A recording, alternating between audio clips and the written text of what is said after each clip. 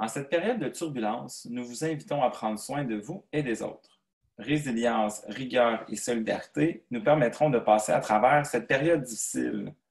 Les services aux entreprises et 3 de ses partenaires ont décidé de se mobiliser afin de vous offrir une série de 3 capsules pratiques pour vous aider à faire face à la crise de la COVID-19. Aujourd'hui, Guylaine Baudouin de l'entreprise Baudouin Relations publiques vous transmet ses bonnes pratiques en matière de communication en contexte de gestion de crise. Le webinaire est présenté par Baudouin Relations publiques, Drolette, Nathalie Bureau, conférencière et formatrice, le Cégep de Trois-Rivières, formation continue et services aux entreprises, ainsi que la zone entrepreneuriale. Présentation de la conférencière.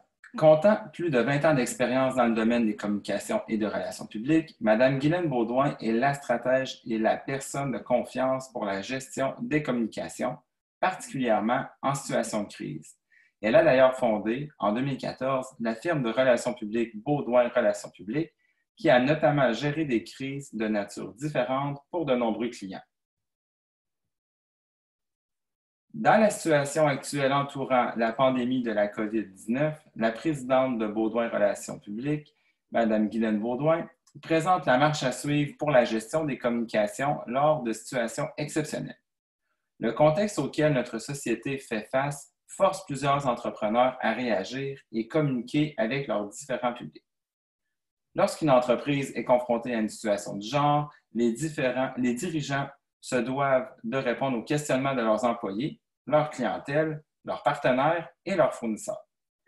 Il faut savoir que la façon dont une crise est gérée devient souvent plus importante que la crise elle-même. Le succès d'une gestion de crise dépend généralement de la rapidité avec laquelle une organisation se coordonne pour la traverser et les moyens qu'elle met en place pour y parvenir. Merci beaucoup, M. Michel. Effectivement, nous allons parler de l'importance de gérer ses communications avant, pendant et après la crise.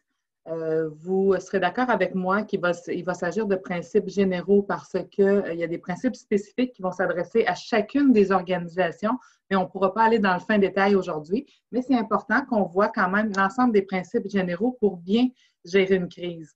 Il faut savoir aussi qu'une crise de cette envergure-là, la COVID, c'est tout à fait exceptionnel. Habituellement, on va gérer des crises qui apparaissent dans les entreprises, une entreprise, par exemple, qui gère une crise, mais une crise qui touche l'ensemble de la planète, disons-le, c'est vraiment exceptionnel. Ça touche également tous les secteurs, qu'on parle du sport, de la culture, du commerce de détail, de l'éducation et évidemment et surtout le domaine de la santé. Tout le monde est impacté, toutes les organisations, toutes les personnes également sont impactées et il n'y a personne qui connaît la date de fin de cette crise-là, de la pandémie. Donc, on ne sait pas quand est-ce que les organisations vont pouvoir reprendre leur cours normal. C'est important de bien gérer nos communications dans l'ensemble de ces étapes-là. C'est aussi important pour nos organisations, qu'elles soient petites, moyennes ou grandes, de gérer ces communications. Ce n'est pas parce qu'on gère une PME que nos communications sont moins importantes. Il y a eu un avant COVID, de la COVID, on est pendant la COVID et il y aura un après la COVID. Et bien gérer nos communications à ce moment-ci va nous aider à gérer le après la COVID. Tous les spécialistes en communication, tous les communicateurs, tous les relationnistes de gestion de crise vous le diront, il est essentiel pour les organisations d'avoir un plan de communication en gestion de crise ou en situation exceptionnelle. C'est un élément qui est essentiel pour bien accompagner les gestionnaires, les dirigeants dans la prise de décision rapide et cohérente lors d'une crise. Ça se peut que vous n'en ayez pas. Ça se peut que vous soyez un gestionnaire de PME et vous vous dites, moi, je n'ai pas ça au sein de mon organisation, qu'est-ce que je dois faire? Bien, ce que je vous dirais, c'est pareil comme si vous n'avez pas de plan d'évacuation. Si votre entreprise n'a pas de plan d'évacuation et que le feu prend, vous ne vous laisserez pas brûler parce que vous ne savez pas par où sortir. Donc, c'est la même chose en gestion des communications en situation exceptionnelle. Il y a quand même des choses qu'on peut mettre en place rapidement et qui vont vous aider à bien gérer le tout. Donc, ce qu'on vous encourage à faire, c'est quelques actions que je vais vous parler dans les prochaines minutes qui vont vous aider à traverser cette période qui est, disons-le, tumultueuse. Donc, en cette période d'urgence sanitaire, il importe plus que jamais pour les entreprises d'informer leurs différents publics. On remarque que beaucoup d'organisations utilisent les médias sociaux pour aviser la population de leurs actions face à la crise de la COVID-19. Informer le grand public est effectivement l'une des actions importantes à poser, mais il faut aussi penser à toute la communication qui concerne les employés, les clients, les fournisseurs et les partenaires. Il est également essentiel de communiquer avec vos investisseurs et vos partenaires financiers parce qu'eux aussi sont inquiets. Je vais revenir à la communication interne parce que selon moi, il s'agit d'un pilier en communication en gestion de crise. Il faut bien informer nos employés. Pour les autres publics, on parle de vos clients, de vos fournisseurs, de vos partenaires, de vos investisseurs et de toute personne qui aurait un intérêt quelconque par rapport à votre organisation, ces gens-là doivent être informés. La communication grand public, si vous faites un post, par exemple, sur les médias sociaux, c'est très bon. Mais ce que vous devez savoir, c'est qu'il faut adapter vos messages parce que vos employés, par rapport à vos fournisseurs, par rapport à vos investisseurs, ne veulent pas savoir nécessairement le même type d'information. Il faut adapter chacun de nos messages pour chacun de nos publics. Au niveau de la communication interne, je vous le mentionnais, selon moi, c'est un pilier en gestion de crise. Pour plusieurs, la crise actuelle risque d'engendrer un retard dans les délais de livraison, par exemple, alors que pour d'autres, la fermeture de leur établissement sera synonyme d'une importante perte de revenus. Pourquoi c'est important de communiquer régulièrement avec nos employés? Parce que ce sont eux qui sont en contact direct avec nos clients et nos partenaires. Ne pas posséder une information juste et pertinente pourrait augmenter leur stress. Imaginez, vous êtes au service à la clientèle, les gens vous demandent quelles sont les actions que votre entreprise a prises lors de la crise et vous n'avez pas la réponse. C'est extrêmement stressant et angoissant. Et selon moi, vous n'avez pas à ajouter ce stress-là à vos employés, ils en ont déjà assez. Vos employés sont les ambassadeurs et ils sont l'extension de votre voix. C'est pour ça que c'est important de les informer. Les tenir informés de l'évolution, c'est de démontrer qu'ils sont importants pour votre organisation et que leur travail compte vraiment. Donc, comment on fait ça, bien informer nos employés en période de gestion de crise? On les informe de façon régulière, sur une base régulière, et surtout avant tous les autres publics de votre organisation. Ils doivent se sentir au cœur de vos préoccupations. Il serait insultant pour eux d'apprendre une information au sujet de l'entreprise pour laquelle ils travaillent dans les médias d'information, par exemple. Souvent, on va voir ça, les gestionnaires sont de bonne foi, s'appressent, un journaliste leur demande une information, ils vont la transmettre publiquement et les employés ne savent même pas que l'entreprise vient de prendre une décision comme ça. Je vous avoue que ça, c'est un élément qui démobilise les gens à l'interne. Il faut aussi mettre à la disposition de nos employés le matériel et les conditions dont ils ont besoin pour leur travail. Évidemment, en la période de la COVID, on s'entend que tout le monde travaille de la maison, donc il faut bien les outiller pour faire du télétravail. Je dis tout le monde. Plusieurs personnes travaillent de la maison parce qu'on a quand même nos services essentiels. Il faut les équiper en télétravail, mais il faut aussi leur donner tout ce qui peut être utile, par exemple, des directives écrites. Si un de vos clients ou un de vos partenaires financiers s'adresse à un de vos employés et puis il met en doute un peu l'information qu'il vient de recevoir, si l'employé a une directive écrite en disant « Voici, c'est la décision que mon organisation a prise, je vous la transmets », c'est extrêmement facilitant pour la gestion du travail de vos employés. Évidemment, ce qu'on vous encourage aussi à faire, c'est de travailler en collaboration avec tous vos services internes, qu'il s'agisse de vos services des finances, des services des ressources humaines, parce qu'une décision que vous prenez comme gestionnaire peut rapidement avoir un impact sur l'ensemble de vos services et vous allez avoir besoin de vos autres gestionnaires pour appliquer ces décisions-là. Donc, les mettre dans le coup dès le départ, ça vous évite beaucoup de problèmes de façon plus tard. Habituellement, nous, chez Baudouin Relations publiques, on en gère des crises. Habituellement, la façon dont on intervient dans une crise, ça se fait d'heure en heure. On sait exactement qu'est-ce qu'on doit faire dans la première heure, dans la deuxième heure, dans la troisième heure, et ainsi de suite. Dans le cas qui nous occupe aujourd'hui, c'est tout à fait différent. On parle d'une crise qui va s'étaler sur plusieurs jours, semaines et mois. Donc, on doit faire une gestion de nos communications, une séquence des actions de communication qui va s'étaler plutôt en première journée, deuxième journée, troisième journée. Par la suite, on va y aller en semaine. Mais c'est important de bien structurer la gestion de nos communications.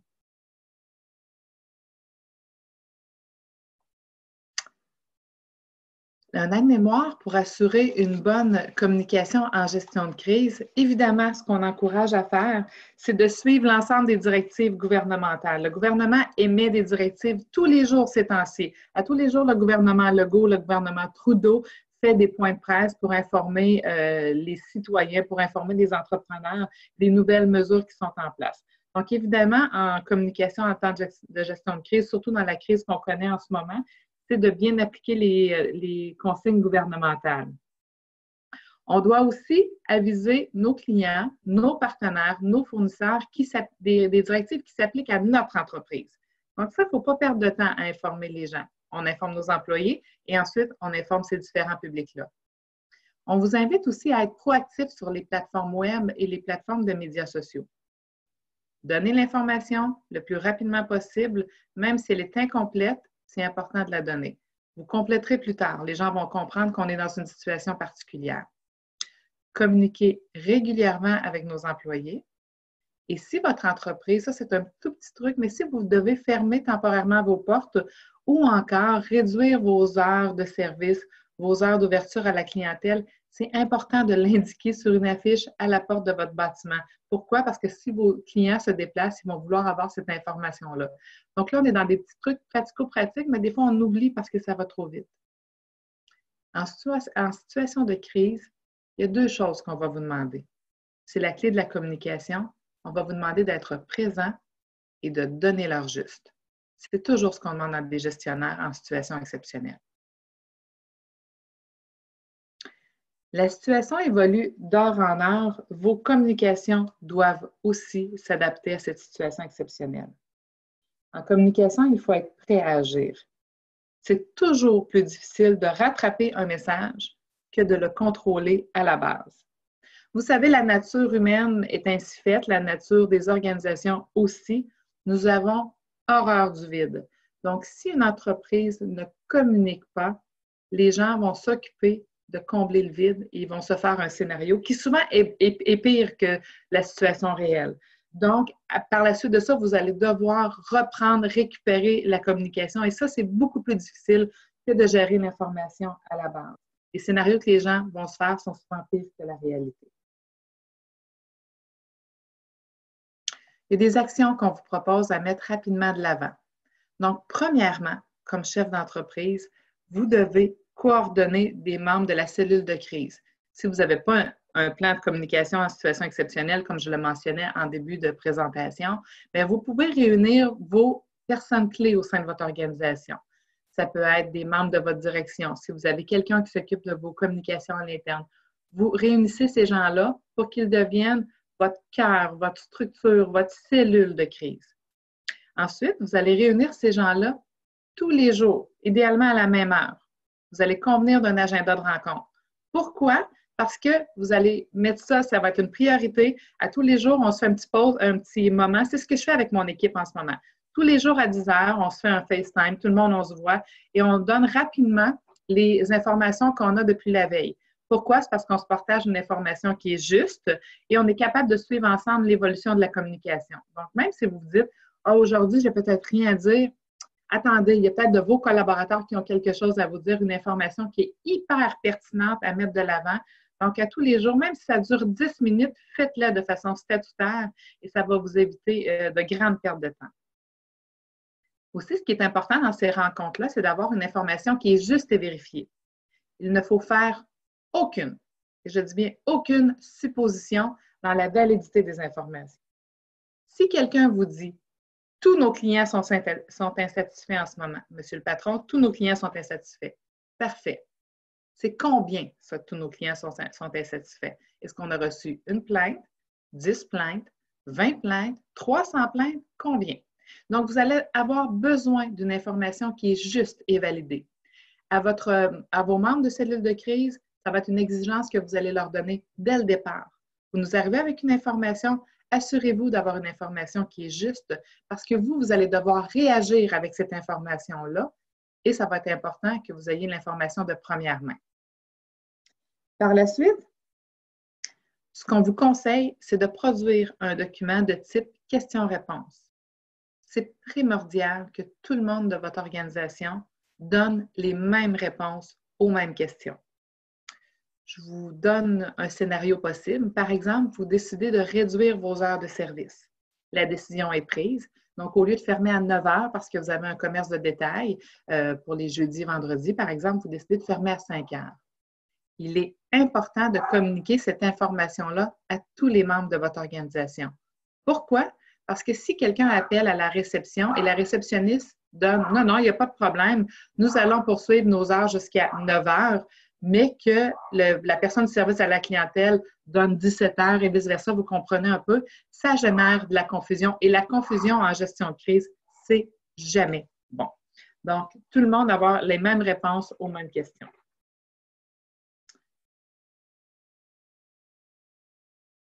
Ensuite de ça, ce qui est important de vous dire aussi à ce niveau-là, c'est que les gens vous jugeront sur votre professionnalisme et la qualité et l'exactitude de l'information que vous allez donner.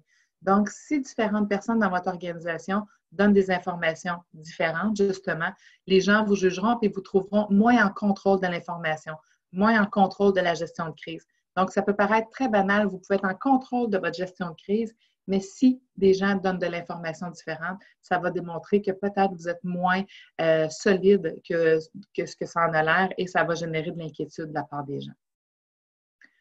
Autre action à mettre de l'avant, donc de développer des outils de communication, site web, courriel, FaceTime, médias sociaux, hyper important. Le FaceTime, je l'ai mis parce que c'est l'outil qu'on utilise, nous, chez Baudouin Relations publiques, en ce moment, pour faire nos rencontres d'équipe à l'interne dans mon petit groupe de travail.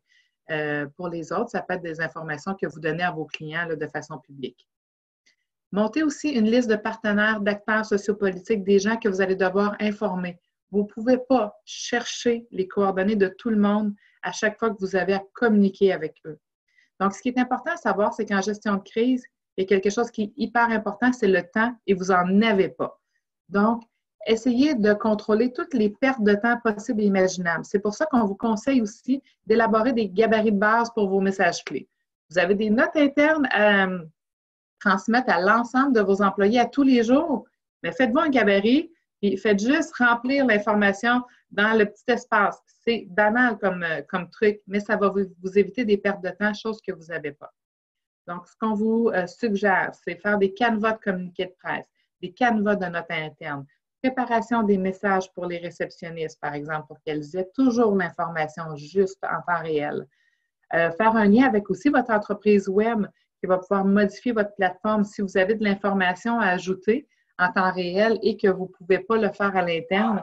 C'est important d'avoir un très bon lien avec ces gens-là.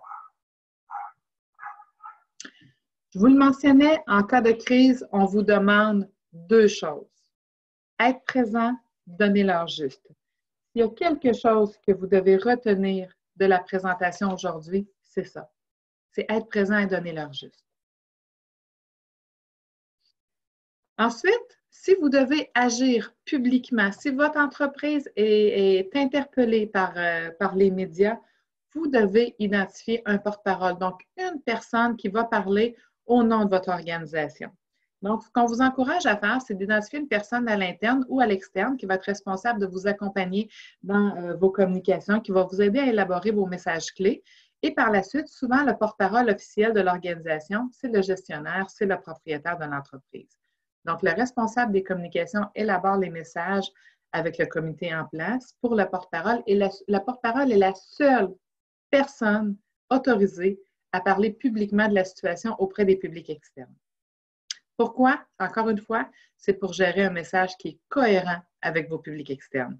Évidemment, dans le monde idéal, c'est de former ce porte-parole-là pour recevoir, pour maîtriser l'art de parler avec les médias parce que je vous avoue que les médias d'information, les journalistes, eux, sont formés pour interviewer des gens tous les jours.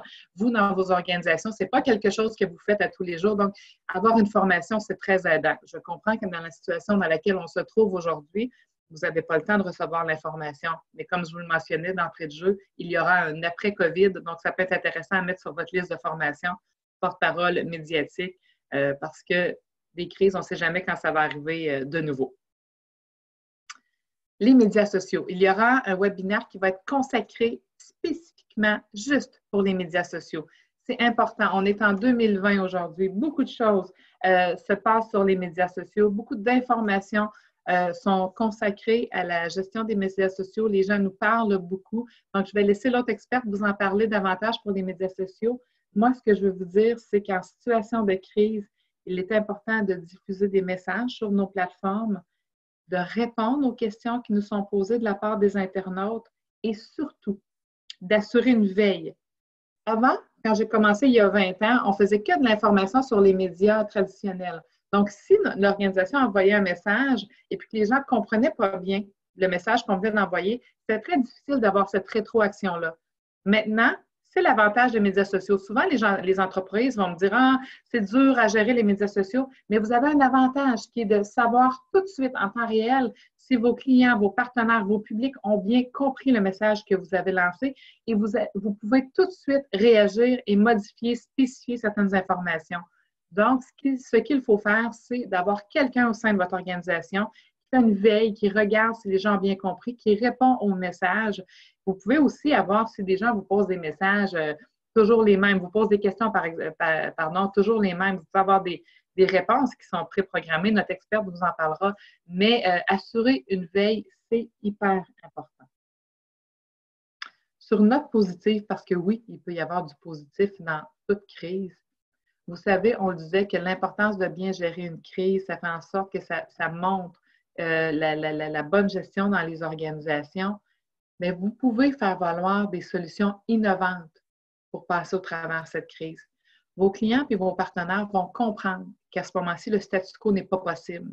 Donc, si vous mettez en place de nouvelles solutions d'affaires, de nouvelles façons de leur partager l'information, je ne sais pas, peu importe votre contexte d'affaires, vous mettez en place de nouvelles pratiques, les gens vont comprendre que le statu quo n'est plus possible. Donc, si vous partagez ces nouvelles mesures, vous allez passer pour un entrepreneur. Puis vous êtes en fait contre un entrepreneur qui est innovant, une entreprise qui ne reste pas là à subir, mais qui est bien capable de gérer une crise et d'être proactive à travers l'ensemble des éléments qui sont incontrôlables qui nous arrivent en ce moment. Ensuite, on va se dire plus jamais on passera une crise dans ces conditions-là. On va se préparer et on va faire un plan de communication en situation exceptionnelle. Parce que ce qu'on dit, nous, dans le domaine des communications, on ne se demande pas s'il y a une crise qui va arriver, c'est quand la crise va arriver. On s'entend que la situation de la COVID, c'est vraiment une situation qui est plus qu'extraordinaire. Mais chacune de vos organisations, vous pouvez vivre au quotidien de façon hebdomadaire ou mensuellement de petites crises que vous avez à gérer. Qu'il s'agisse d'un employé qui est mécontent, qui en fait part sur les médias sociaux, d'un client insatisfait, peu importe, vous allez avoir des crises à gérer et c'est toujours important de bien se préparer et d'avoir des messages clés cohérents dans ces situations-là. Je vous remercie. C'était l'information qu'on souhaitait vous transmettre aujourd'hui de la part de Beaudoin Relations publiques. Si vous avez des besoins au sein de votre organisation, vous avez la liste de mes experts, vous avez leur visage ici au bas de l'écran. Ces gens-là, en ce moment, sont dédiés dans la gestion des communications au sein de la crise, la COVID-19. Donc, n'hésitez pas. Ça peut être juste pour valider des messages, s'assurer qu'on est sur la bonne voie. On est là pour ça. C'est notre passion. Vos communications sont notre passion. Ça nous fera grandement plaisir. Je vous souhaite une bonne gestion de vos communications en cette période extraordinaire et surtout, bonne santé à tous. Merci beaucoup.